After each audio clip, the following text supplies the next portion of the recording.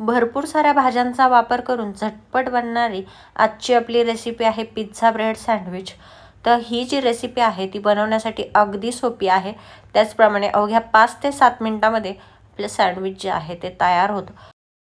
टोस्टरचा वापर न करता या ठिकाणी तव्यावरती सँडविच कसे बनवायचे ते आज आपण बघणार आहोत। चला तर मग रेसिपीला सुरुवात करूयात। नमस्कार, मी सुप्रिया, रेसिपीज बाय सुप्रिया मध्ये आपल्या सगळ्यांचं स्वागत आहे। पिझ्झा ब्रेड सँडविच बनवण्यासाठी या ठिकाणी लागणारं सर्व साहित्य जे आहे ते चॉपरने मी अगदी बारीक कापून घेतलेलं आहे।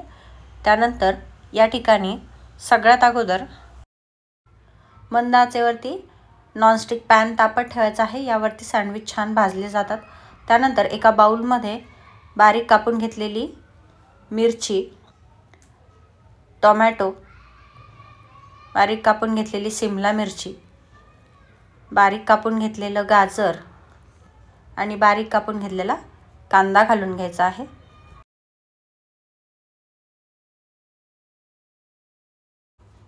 सँडविच बनवताना यामध्ये तुमच्या आवडीनुसार भाज्या ज्या आहेत त्या कमी जास्त करू शकता। त्यानंतर यामध्ये साधारणतः 1/4 टीस्पून ऑरिगॅनो घालून घेतलेला आहे।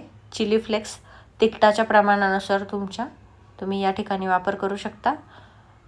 त्यानंतर पिझ्झा पास्ता सॉस जो आपल्याला मार्केटमध्ये सहजपणे अवेलेबल होतो, तर या ठिकाणी मी साधारणतः 1.5 चमचा सॉस घातलेला आहे। त्यानंतर 1.5 चमचा मेयोनीज, मोझरेला हे पूर्णपणे ऑप्शनल आहे, नाही वापरलं तरीही चालेल। मोझरेला यामध्ये मिक्स करण्याचं कारण ते व्यवस्थित सगळीकडे एकसारखं पसरलं जावं आणि छान टेस्ट यावी यासाठी मिक्स करताना भाज्यामध्ये मोझरेला जो आहे तो घालून घ्यायचा आहे। तर हे सगळं व्यवस्थित मिक्स करून घ्यायचं आहे। त्यानंतर तयार झालेलं मिश्रण साईडला करून ब्रेड जे आहेत ते घ्यायचे आहेत। ब्रेडच्या या ठिकाणी मी 2 स्लाइस घेतलेले आहे। ब्रेड आपण या ठिकाणी अगोदर भाजून घेणार नाही, डायरेक्ट भाज्या ज्या आहेत त्या मी यावरती घालून घेतलेल्या आहे। जर तुम्हाला हवं असेल तर तुम्ही या ठिकाणी ब्रेड तुपावरती किंवा बटरवरती भाजून घेऊ शकता।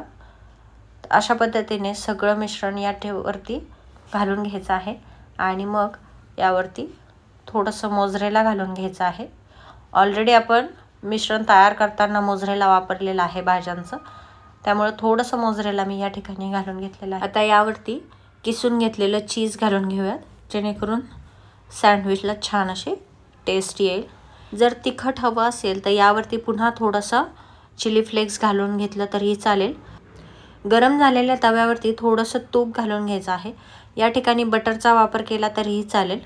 तूप घातल्यानंतर तयार केलेले सँडविच या पद्धतीने हाताने व्यवस्थित दाबून एक साईड व्यवस्थित भाजून घ्यायचे आहे। यासोबतच तयार केलेलं दुसरं सँडविच या ठिकाणी तव्यावरती मी घालून घेत आहे।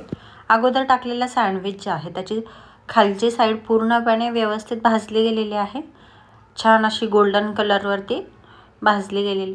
याच पद्धतीने दुसरी साईड पलटून थोडंसं तूप घालून भाजून घ्यायचे आहे। तर अशा प्रकारे हे सँडविच भाजेपर्यंत दुसरे सँडविच जे आहे ते तयार करून ठेवूयात, जेणेकरून पटपट सँडविच जे आहेत ते भाजले जातील। तर या ठिकाणी तुम्हाला हवं असेल तर टोस्टरमध्येही सँडविच जे आहेत ते तुम्ही भाजून घेऊ शकता। तर या ठिकाणी सँडविच जे आहे ते तयार करून झालेले आहेत आणि तव्यावरती घातलेले सँडविच छान असे गोल्डन रंगावरती दोन्ही साईडने भाजून झालेले आहेत। आता ते एका डिशमध्ये काढून घेऊयात। पुन्हा तव्यावरती थोडंसं तूप घालून यावरती तयार करून ठेवलेले सँडविच घालून वरच्या साईडने थोडंसं मी तूप घालून घेतलेलं आहे आणि सेम पद्धतीने दोन्ही साईड गोल्डन करून छान खरपूस सँडविच जे आहेत ते भाजून घ्यायचे आहेत। तर अशा पद्धतीने सगळे सँडविच या ठिकाणी मी व्यवस्थित भाजून घेतलेले आहे।